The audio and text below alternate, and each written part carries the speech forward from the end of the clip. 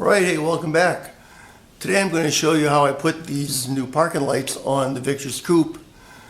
And if you stick around to the end of the video, it's only a couple minutes long, you'll get to see an unveiling of the rest of the facelift. So check it out. Okay, time to get rid of this and put a real parking light on this car. What I bought is a pair of vintage, I think they call these beehive lights.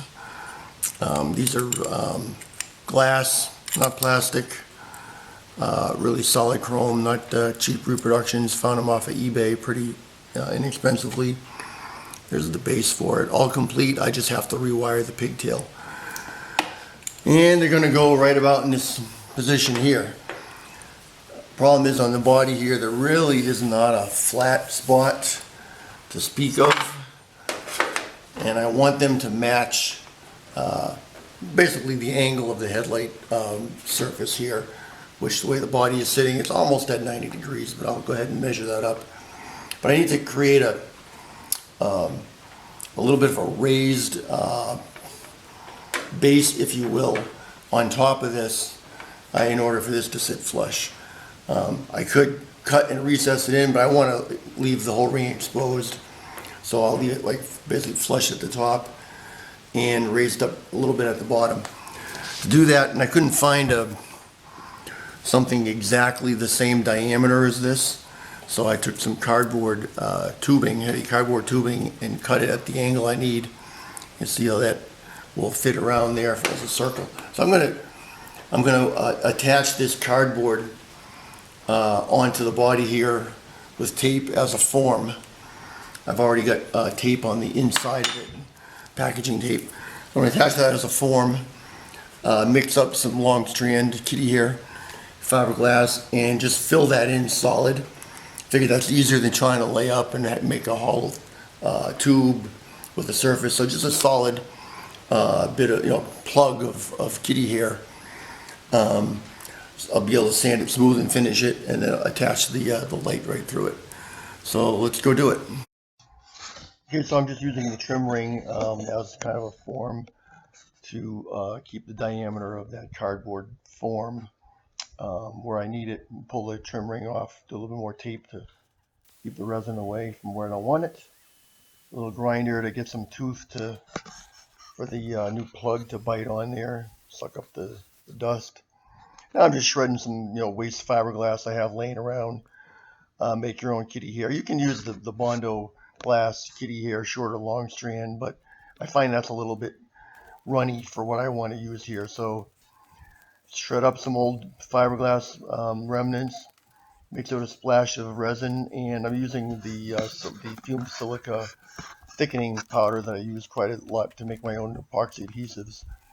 Just keep stirring that up to get kind of a peanut buttery consistency to it, and then shred the fibers if you can. I mean, the shorter you cut the fibers, the easier it is to work. You can see I've got some long fibers in there, but I'm just kind of working it into the plug with my little spreader sticks and a putty knife.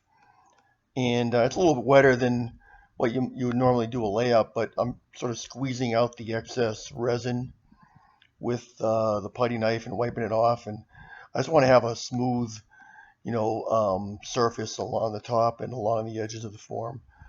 Just kind of packing it in there and peeling it, and just kind of working it while the resin starts to set up a little bit. And when it starts to turn, you kind of leave it alone and just kind of let it do its thing. But that's all it is. I'm just kind of rubbing it straight with the edge of the form. Doesn't matter if it hangs over a little bit. And of course I did the other one at the same time. Second one came out a little bit neater, a little less trimming. Now you just let it cure up.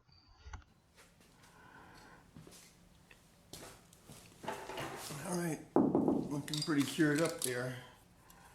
I'm going to go ahead and cut this excess off, because I want to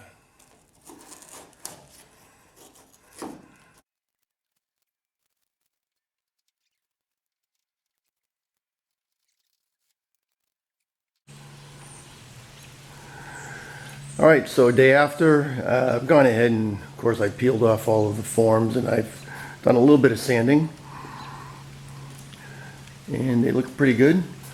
I'm going to go and do a little more sanding and finishing, and I'm going to mount the bases of the lights.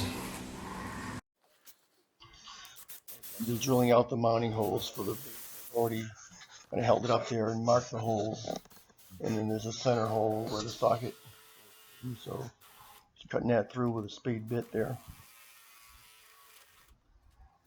A little bit of a cleanup with a rasp and a little sandpaper. There's a little bit of a bevel there around the socket base, and then just put it on there and kind of screw it on there.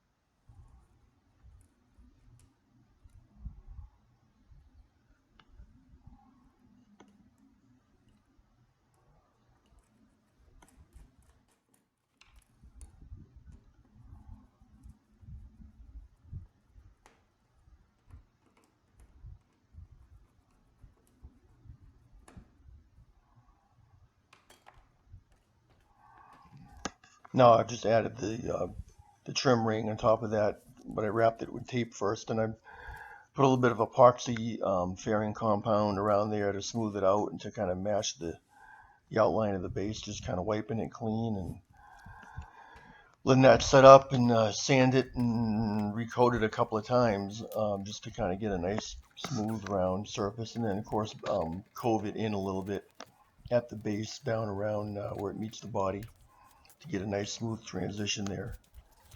And that's pretty much it, just ready for finishing.